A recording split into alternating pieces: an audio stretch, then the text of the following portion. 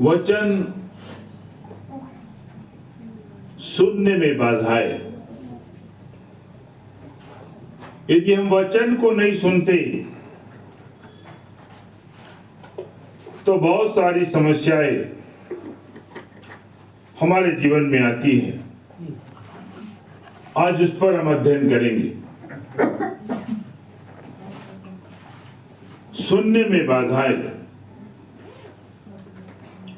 संपूर्ण हृदय से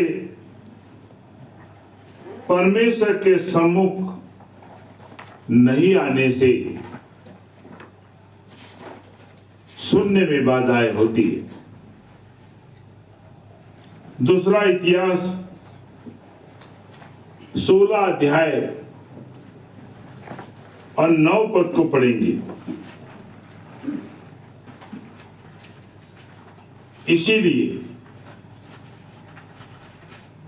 परमेश्वर के वचन को सुनकर अपने जीवन में जब हम लागू करते हैं तो अपने जीवन का हम सुख और परमेश्वर के असीम धन का जो भंडार प्रभु ने हमारे लिए रखा है वो भी हम प्राप्त करते हैं। संपूर्ण हृदय से परमेश्वर के सम्मुख नहीं होने से सुनने में बाधाएं होती है। दूसरा इतिहास 16 अध्याय उसका 9 पद पढ़ेंगे। देख, यहोवा की दृष्टि सारी पृथ्वी पर इसीलिए फिरती रहती है कि जिनका मन उसकी ओर निष्कपट रहता है, उनकी सहायता में वह अपनी सामर्थ्य दिखाए। हालेलुया। हालेलुया। परमेश्वर चाहता है कि आपकी जिंदगी में मैं सामर्थ्य दिखाऊं, आपके लिए मैं कुछ करूं, आपके लिए मैं कुछ करूं ताकि आप परमेश्वर की महिमा करें। लेकिन सुनते वक्त आपका ध्यान और कहीं है। जैसे ये जीवन हमारा पहले था, आज ही मैं सुबह की प्रार्थना में गलातियों के 3 अध्याय को पढ़ रहा था और सुन रहा था। इफिसियों की पत्री उसका 3 अध्याय पढ़िएगा। इसी कारण मैं पौलुस, जो तुम अन्य जातियों के लिए मसीह यीशु का बंदी हूँ, यदि अन्य जातियों में पौलुस की सेवा हमें परमेश्वर के अनुग्रह के बिना किसी ने नहीं बताया, पवित्र आत्मा के बिना कि परमेश्वर कौन है, परमेश्वर क्या चाहता है। पौलुस ने यहां पर अपना पवित्र आत्मा का प्रकाश अन्य जातियों के सामने उंडेला और कहा, मैं यीशु का बंधुआ हूं। मतलब सच्चाई को बताने के लिए मैं अन्य जाति के सामने ये भेद को रख रहा हूं। ये पौलुस कह रहा है, लेकिन इनके अंदर प्रभु यीशु अपनी आत्मा के द्वारा बात कर रहे हैं। और वो क्या कह रहे हैं? यदि तुमने परमेश्वर के उस अनुग्रह के प्रबंध का समाचार सुना हो जो तुम्हारे लिए मुझे दिया गया है। अर्थात यह कि वह भेद मुझ पर प्रकाश के द्वारा प्रकट हुआ है, जैसे मैं पहले संक्षेप में लिख चुका हूं। आगे 4, जिससे तुम पढ़कर जान सकते हो कि मैं मसीह का वह भेद कहाँ तक समझता हूँ, जो अन्य समयों में मनुष्य की संतान को ऐसा नहीं बताया गया था, जैसा कि ये जो भेद है, परमेश्वर कौन है, आपको किसने बताया? आज मैं पहले लेसन में देखा, परमेश्वर का ज्ञान जरूरी है। परमेश्वर की अज्ञानता हमें परमेश्वर तक नहीं पहुंचाती। उसने कहा यीशु को जानना। जब हमने यीशु को जाना, तब यीशु ने पिता का परिचय दिया। और सच बात है, जब तक हम यीशु मसीह के पास नहीं आए, पिता के बारे में किसी ने नहीं बताया। कौन परमेश्वर है, आपको मुझको मालूम है। हम पहले क्या करते थे, ज्यादा बोलने की जरूरत नहीं है। उसी के पन्ने में दूसरे अध्याय में आ जाओ, एफिसियों में, तो हम क्या करते थे। पहले पढ़ो 2 पद, जिनमें तुम पहले इस संसार की रीति पर और हमारी जो रीति थी, संसार की रीति थी। हम संसार के रीति पर चलते थे। जब तक आपको रीति मालूम न हो, एक गणित नहीं सुधार सकते, गणित नहीं छुड़ा सकते। हम संसार के रीति में थे, संसार के अनुसार चलते थे, और परमेश्वर का एक भी ज्ञान नहीं था। एक ज्ञान था यहूदियों के अंदर, एक ज्ञान था नबियों के अंदर, एक प्रकाश था उस परमेश्वर के लोगों के अंदर, उस परिवार के अंदर। अन्य जातियों में हमारे अंदर एक ज्ञान नहीं था। लेकिन यीशु मसीह ने कहा, पहला यूहन्ना, यीशु मसीह सुसमाचार में बताया गया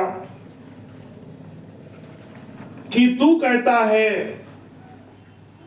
सुसमाचार में तू कहता है कि मुझे पिता को दिखा, लेकिन जिसने मुझे देखा है उसने पिता को देखा है। मेरे प्रियो, यीशु मसीह ने हमें दिखाया पिता कौन है, परमेश्वर कौन है। परमेश्वर की पहचान प्रभु ने, यीशु ने हमें दिखाया, हमें संसार ने नहीं दिखाया। आपको याद होगा, जब हम शुरू में प्रभु के पास आए, तो कई लोगों ने कहा ये परमेश्वर तुम्हारा नहीं है, ये कहीं बाहर का है, हम कहां जाए। हमें अपने उत्पन्नकर्ता का पता ही नहीं था। लेकिन उस यीशु का धन्यवाद, उसने हमारी आंखें खोला, उसने हमारे मन को खोला। और यहां पर लिखा है, हम पहले क्या करते थे, इस संसार के रीति। मैं बहुत सारी बातें आपके सामने नहीं बताऊंगा, आपको मालूम है आप क्या क्या करते थे।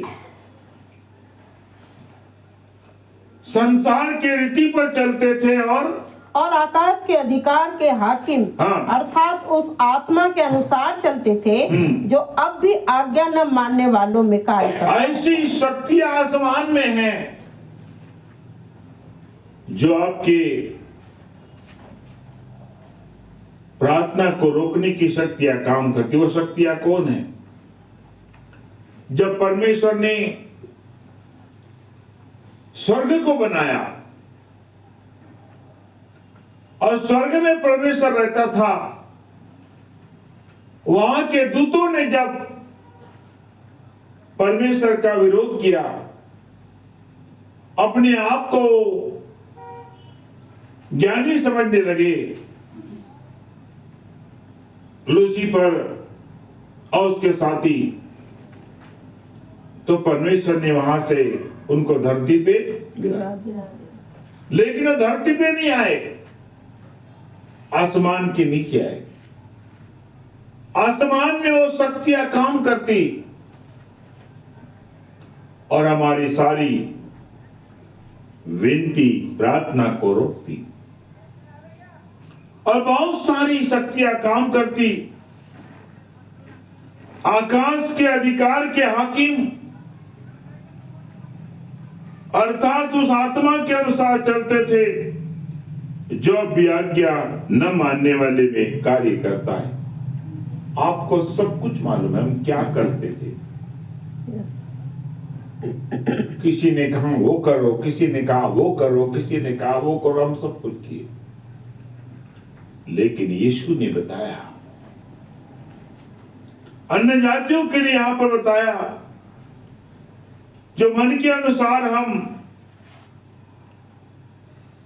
चलते थे और क्या करते थे, हम पहले इनमें हम भी सबके सब पहले 3 पद अपने शरीर की लालसाओं में दिन बिता। संसार में जीना है तो किसकी इच्छा पूरी करते थे? शरीर की। अपने शरीर की इच्छा पूरी करते। खाओ पियो, यीशु मसीह के सिवाय किसने बताया कि आपका जीवन बहुमूल्य है? आपको याद नहीं होगा, हम छोटे थे उस समय आसमान से एक धूमकेतु तारा गिर रहा था, गिरने वाला था। तो दुनिया में ये अफवाह फैल गई और सच्चाई कि वो धूमकेतु गिरने वाला है। उस समय में टेलीविजन वगैरह, टीवी वगैरह नहीं था, ये मोबाइल वगैरह भी नहीं था। हमारे उधर होगा, हमारे पास नहीं था, हमारे देश में उतना नहीं था। वो धूमकेतु गिरने वाला है, सभी दुनिया नाश होने वाली है। इसीलिए लोगों ने मिजवानी करा करा के खाकर आशा छोड़ दिए थे, काम धंधा भी बंद कर दिए थे। जो है अपने पास खाओ, कमाने की जाने की जरूरत नहीं, क्योंकि हमको मिटना है, मरना है। और धूमकेतु धरती पर गिरने वाला था और वो आग जब धरती पे गिरती, इस धरती पे सारी मानव जाति का नाश होता।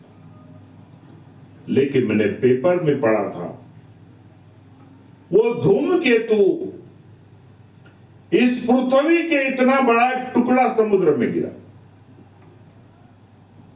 इसका मतलब वो गिरा जरूर, लेकिन वो कहां गिरा? समुद्र में गिरा।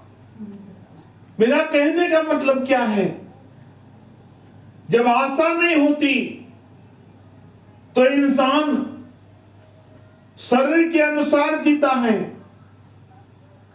पौलुस ने कहा, हम शरीर की लालसाओं में दिन बिताते थे और शरीर और मन की मनसाएं पूरी करते थे। शरीर और मन की इच्छा, मनसाएं हम क्या करते थे? पूरी करते थे। लेकिन पौलुस कहता है ये भेद परमेश्वर ने हमें दिया है। वो कैसे पाए हमने? एक ऐसे पाए, पढ़िएगा 5 से 2 का 3 का पाठ। 3 का इफिसियों।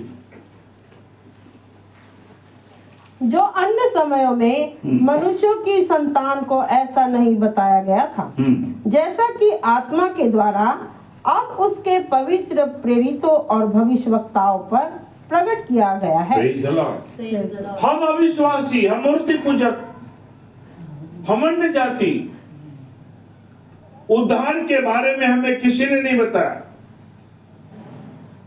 शांति के बारे में हमें किसी ने नहीं बताया, मरने के बाद स्वर्ग में जाना है किसी ने नहीं बताया। ये पहली आवाज है हमारे लिए, यीशु मसीह की आवाज। चाहे भक्ति कितनी भी किए होंगे, आज भी संसार में उद्धार शब्द से अज्ञानी है। उद्धार समझते हैं किसी को खाना खिला दो, उद्धार समझते किसी को दान दे दो, लेकिन उद्धार का मतलब है छुटकारा। हम शैतान के कैद में थे,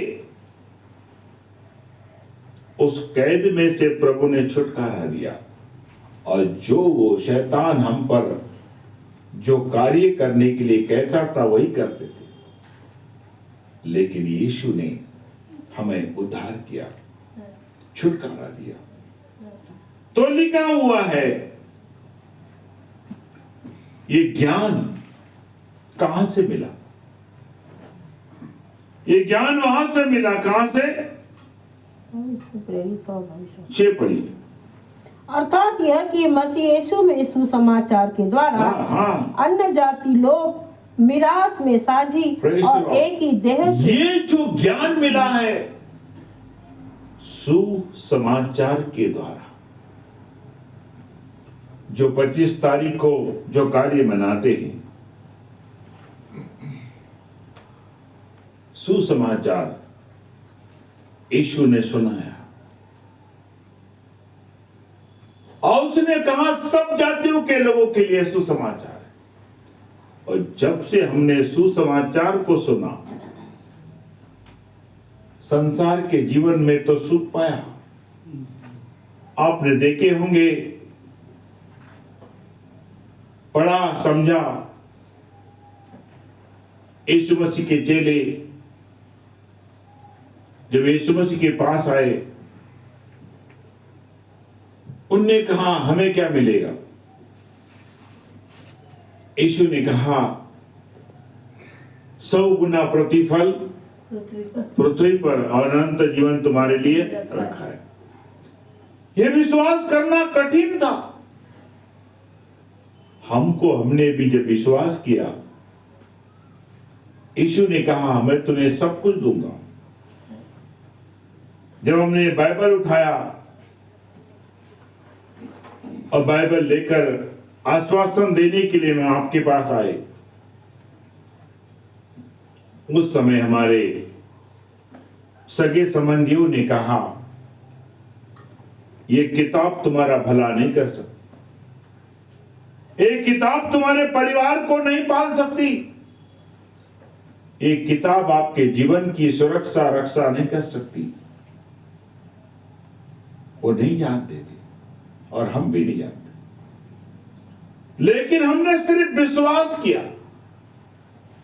और जैसे चेलों को प्रभु ने कहा 100 गुना प्रतिफल इस पृथ्वी पर और अनंत जीवन तुम्हारे लिए स्वर्ग में रखा। जब से हमने यीशु मसीह को अपना उद्धारकर्ता स्वीकार किया, ऑटोमेटिक हमारे पारिवारिक जिंदगी में परमेश्वर ने बरकत देना शुरू कर दिया। हम उसके गवाह हैं। प्रगति हमने अपने आप में अपने जीवन में पाया है, ये किसी ने नहीं दिया। और इसके लिए हमें झूठ चोरी किसी का अन्याय नहीं करने दिया, लेकिन उसने आशीष और बरकत दिया। यीशु पिता का धन्यवाद। हम लालसाओं में दिन बिताते थे, जब मौका मिलता है हमारे भाई रंगारी वो उधर ड्यूटी करते हैं, उनकी मिसेस कहां पर, कौराबाद। हम एक दिन गए, थक गए। एक दिन कह रहे थे अभी त्रास आ गया जी जंगल में रह रहे थे, परमेश्वर आपके लिए एक अच्छा उपाय करेगा। उनके नौकरी का, उनके पत्नी के ऑर्डर आया, एक शहर का, एक गांव का, ग्रामीण का, और एक तुम्हारे कोचवाई बनाधर का और एक कर्मा का। मैंने कहा वक्त मिला है तुम्हें, अब फुलचूर चुन लो, अभी टापो टाप में आ जाओ, गड्ढे में मत जाओ। Praise the Lord. अजी नहीं, मैं थोड़ा सा कोई अर्न नहीं, अभी रोड पर आए, मौका मत छोड़ो। धन्यवाद। तुम रो रहे थे ना, प्रभु ने तुम्हारे आंसू को पोंछा है, अब शैतान को मत लाओ वहां पे। परमेश्वर हमारे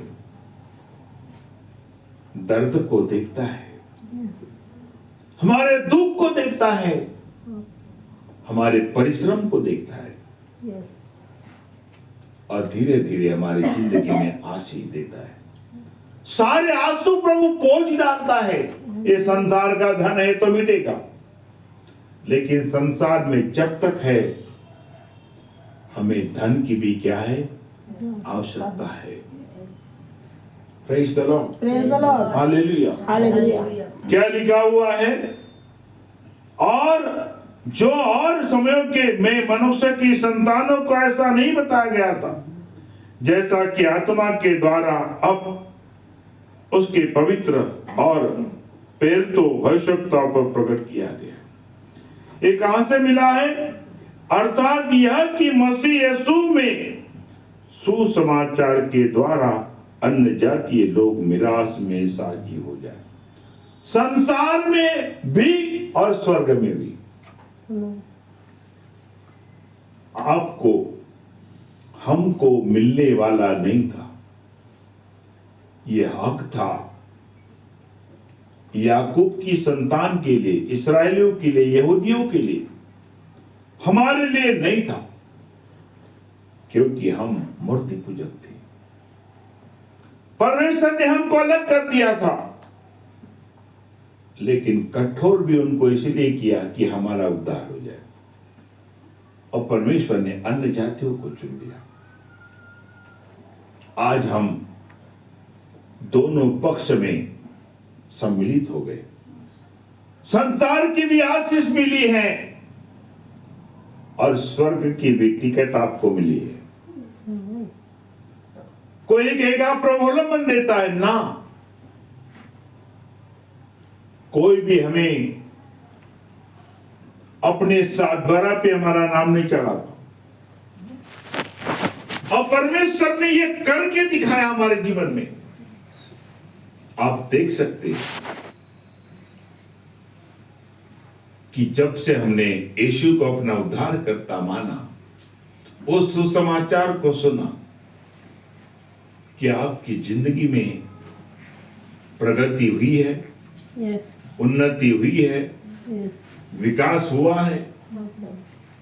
ये झूठा विकास नहीं, और हमारी आशा बढ़ती जाती है, बुरा नहीं है, लेकिन एक आशा है, वो आपको नुकसान कर सकती है। क्या? सांसारिक स्नेह। आपका जो मोह है, सांसारिकता में नहीं जाना चाहिए।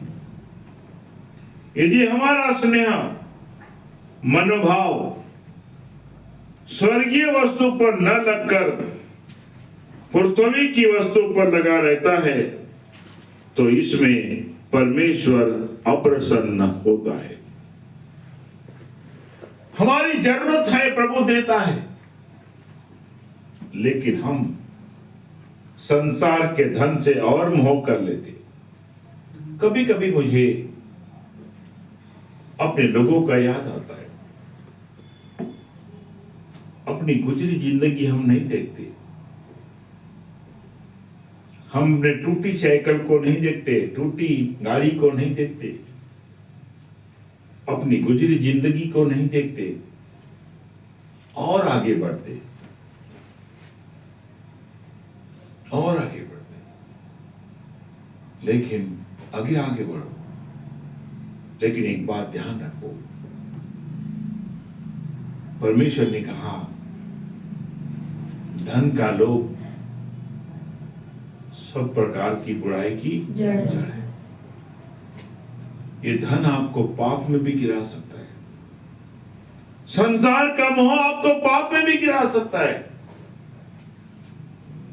राजा सुलेमान गिर गया, इसलिए पहला यूहन्ना 2:15 में लिखा है, संसार का प्रेम, शारीरिक स्नेह, सांसारिकता का स्नेह आपके मेरे जीवन में अधिक ना हो। आवश्यकता है यीशु मसीह में अवश्य प्रभु आपकी पूरी करेगा, क्योंकि उसको आपकी और मेरी चिंता है। पढ़िए, तुम न तो संसार से और न संसार में की वस्तुओं से प्रेम रखो। यदि इसका मतलब ये नहीं कि संसार की वस्तु आपको नहीं चाहिए, चाहिए तभी प्रभु ने कहा मैं दूंगा। खाने की आवश्यकता है, जो भी चीजें मैं आपको दूंगा, और दिया है। लेकिन हम संतुष्ट नहीं हुए। अपन देखो, अपने परिवार में देखो, 10 किक मारने के बाद एक वो हिरोपोक चालू होती, अभी एक बटन से 2 गाड़ी चालू होती, तो ये बोलता है 3 गाड़ी अकेंगे कहता है। एक वाटर पंप लेकर तालाब का पानी ऊपर फेंकने के लिए एक वाटर पंप लिया था, प्रभु ने 2 मोटर लगा दिया, 3 बोरवेल लगा दिया, तो ये बोलता है और 4 को दूंगा, बोलता है तू 50 खोल।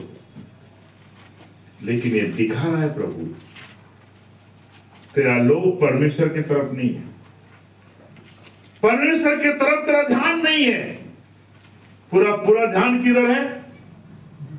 संसार की तरफ। दरवाजे के पास आकर वापस जाता है, बीबी को बच्चों को यहां छोड़ देगा, अभी एक बच्चा आया यहां तक चला गया। ये संसार का स्नेह। आपको परमेश्वर की जरूरत नहीं है। और एक दिन परमेश्वर देखता है, हमने पहले ही पढ़ा, यहोवा की आंखें समस्त पृथ्वी पर फिरती रहती है कि जिनका हृदय संपूर्ण रीति से उसका है, वो उसके प्रति अपने सामर्थ्य को दिखाए। जब आप प्रभु के लिए समर्पित है, तो हर जरूरत परमेश्वर को आपकी पूरी करने की जिम्मेवारी है। लेकिन आप सिर्फ मतलब के लिए हैं, तो परमेश्वर आपको मतलब के लिए देता है, मालूम है प्रभु को, तो समझ भी नहीं पाएगा। धन अगर बढ़ जाएगा तो पता नहीं, जैसे वो एक भैंसा होता है बोदा, और बड़ा उसको ये बांधना पड़ता है, नथनी और कस के रखना पड़ता है, पकड़ के रखना पड़ता है, न जानिए वो कहां पर चला जाएगा। हम भी उसी तरह अपना जीवन अहंकार में बिताएंगे। यमुना बाई की इतनी जगह लगती है, इधर 5 इधर 5 इधर 5 5x5 का गोला है।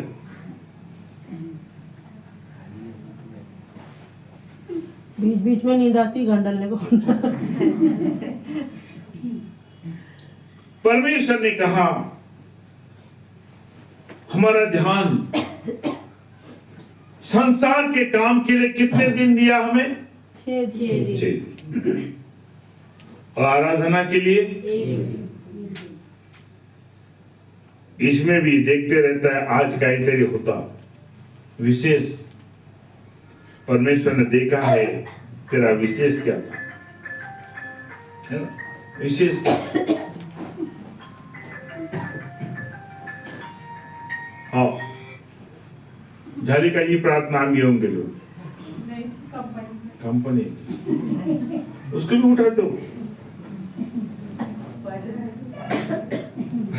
Praise the Lord. Hallelujah, hallelujah. Amen.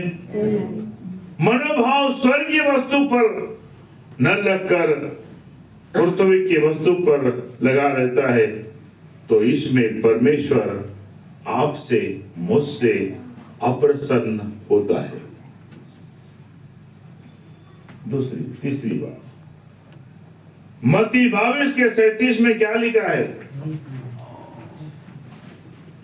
Bible हमें कहती है कि हम अपने हृदय और अपने सारे प्राण और अपनी सारी बुद्धि से परमेश्वर से क्या कर? प्रेम। Praise the Lord. आपका जीवन बताता है कि आप परमेश्वर के लिए कितना प्रेम करते हैं। आपका परिश्रम बताएगा,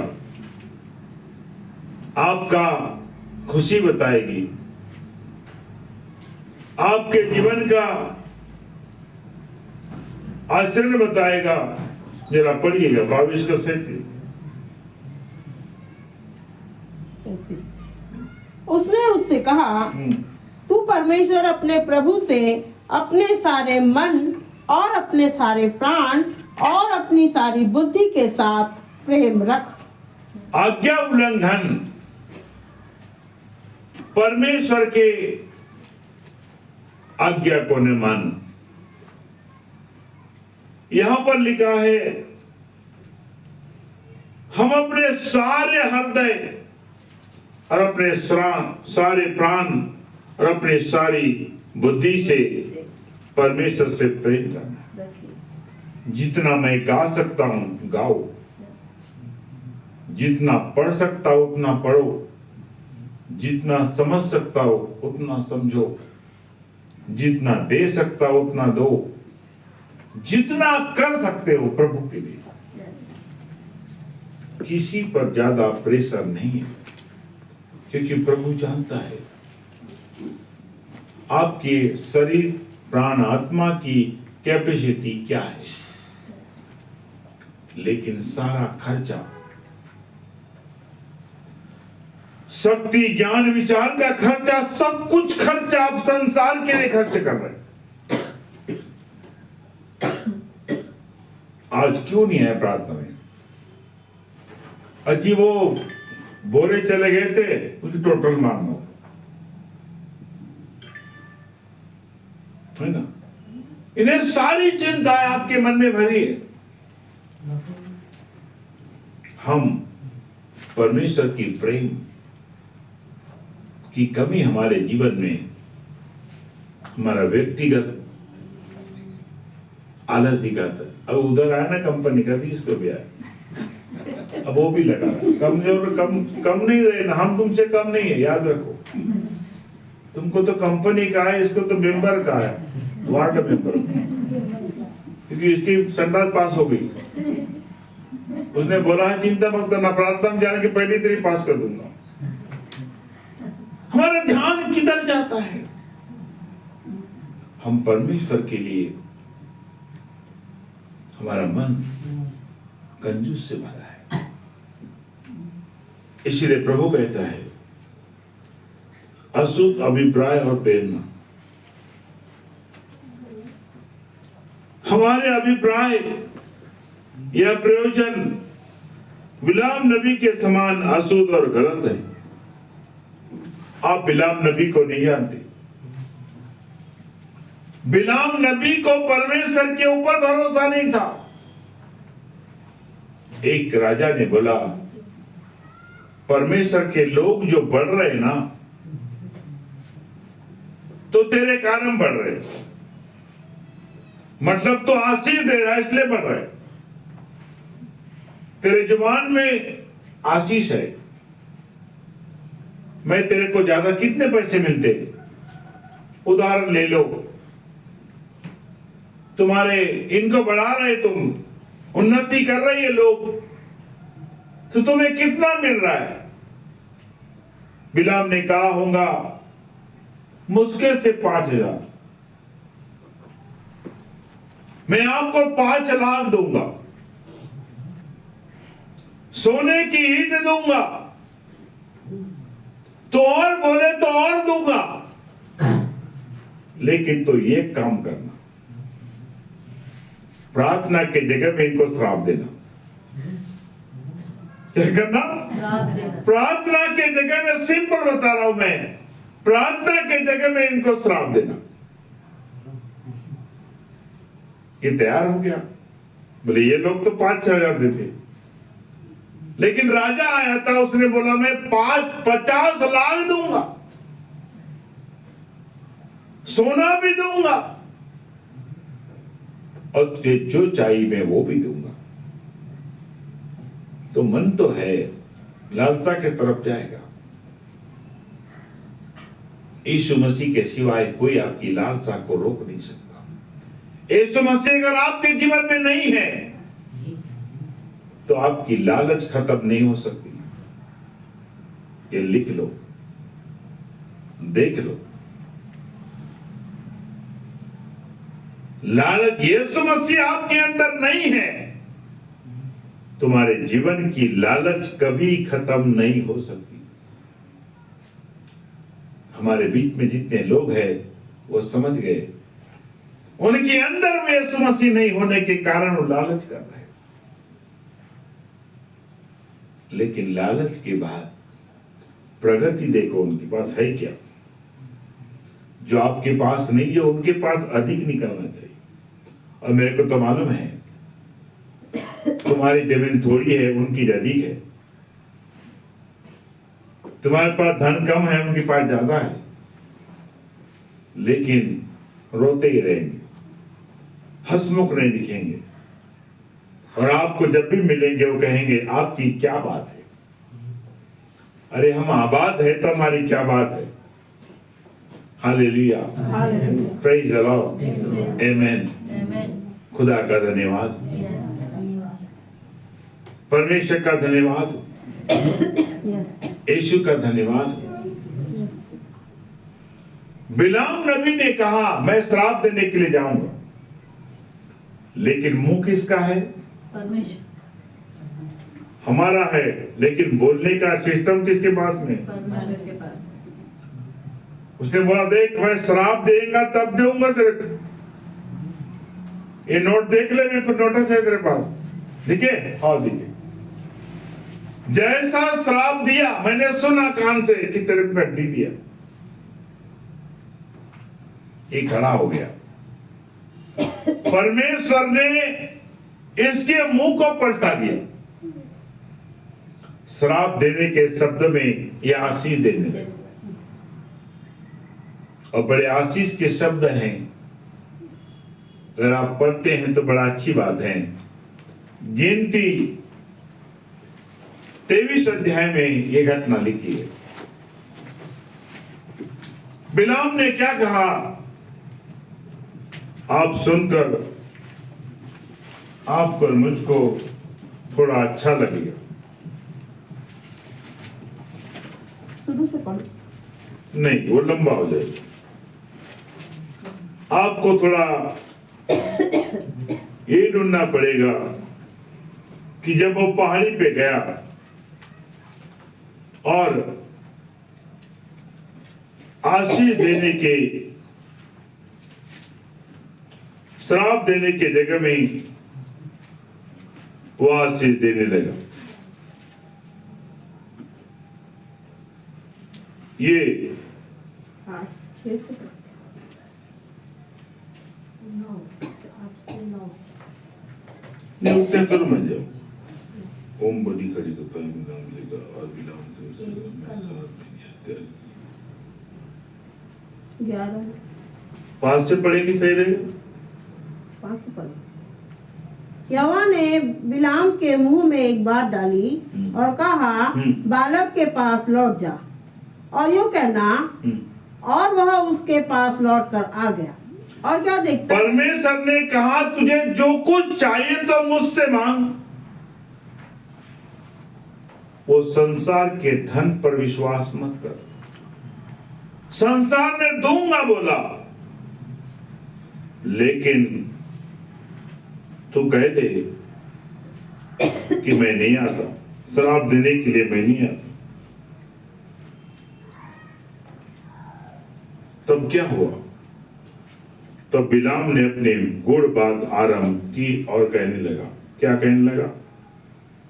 बालाक ने मुझे आराम से अर्थात मोआब के राजा ने मुझे पूरब के पहाड़ से बुलवा भेजा है।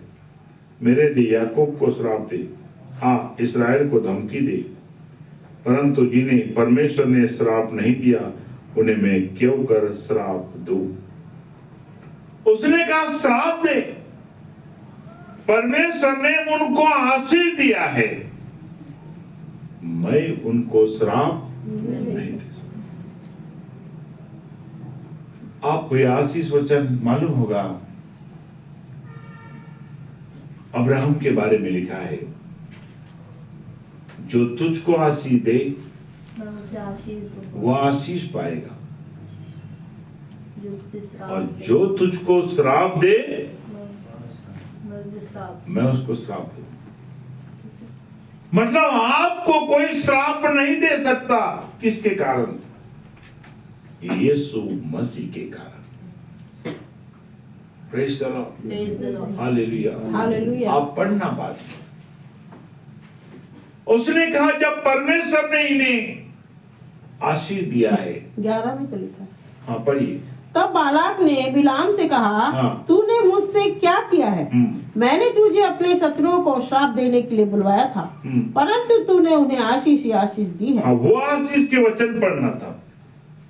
उसने कौन सी आशीष दी? उल्टा ही हो गया। उसके ऊपर पढ़ोगे तो समझ में आएगा, है कि नहीं? ऊपर पढ़ो। उसने आशीष का वचन शुरू किया वेदी पर, मैंने उसको पलटा दिया, इसलिए आप पढ़िए। ज्यादा परिश्रम होगा छोड़ दो। 10 से पढ़ू क्या? पढ़िए। याकूब के धूली के किनके को कौन गिन सकता है? हाँ, याकूब के धूली के किनके को धूली के लिए एक छोटे से छोटा भी विश्वासी होगा, उसको कौन गिन सकता है? उसको कौन गिन सकता है? या इस्राएल के चौथाई की गिनती कौन ले कौन सकता कर है? सकता? मैं इतने लोगों को श्राप नहीं दे सकता। परमेश्वर ने इनको आशीष दिया है। तेरा रुपया, तेरा धन, मैं कितना भी लालच करूं, लेकिन ये मुंह, आप भी कितने कठोर हो, लेकिन आप कभी श्राप किसी को नहीं लगता। यीशु मसीह में। Praise the Lord, Praise the Lord. Hallelujah. Bible कहती है आपका मेरा जीवन, इसीलिए बिलाम नबी के समान अशुद्ध गलत, तो परमेश्वर में कठोर रूप से दंड देता है। हमारे जीवन में लालच नहीं होनी चाहिए, और लालच भरी है तो आपके अंदर यीशु मसीह नहीं है। यीशु मसीह ने सिखाया अपने चेलों, और यीशु मसीह ने कभी पहले खाना नहीं खाया, सभी को खिलाया। सभी को खिलाने के बाद चेलों को पूछा बाकी समेट लो।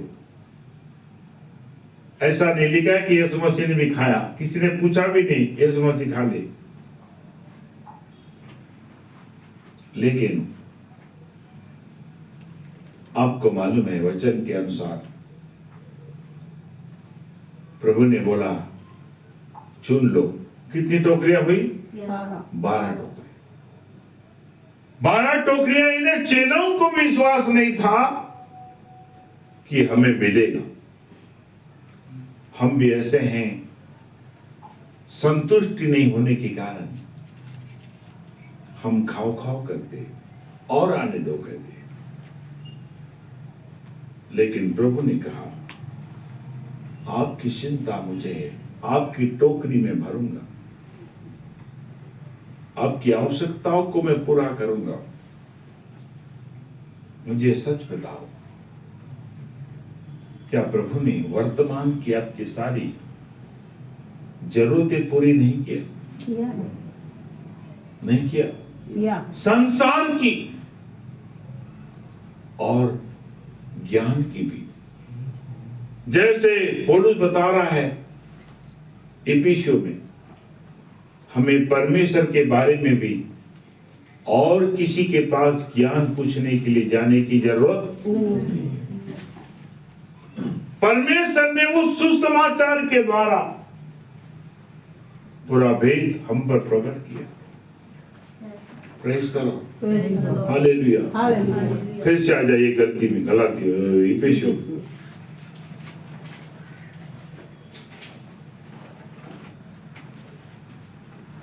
अर्थात यह कि मसीह यीशु में सुसमाचार के द्वारा अन्य जातीय लोग मिरास में साझी और ये कई देह के और प्रतिज्ञा के भागी हुए।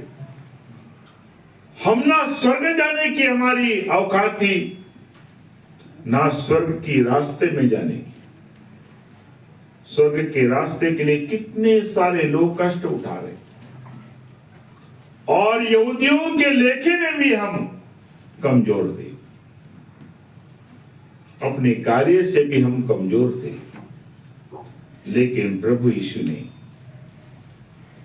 ऊपर का भी ज्ञान दिया। अगर हम विश्वासी ना होते तो हम मूर्ति पूजक होते, संसार के रीति पर चलते, जादू टोना में चलते, झूठ में चलते, व्यभिचार में चलते, पाप में चलते। यीशु मसीह के सिवाय आपको किसने बताया कि चोरी नहीं करना? चोरी करना पाप है, किसने बताया? संसार में कोई भी इंसान, किसी ने भी कभी तो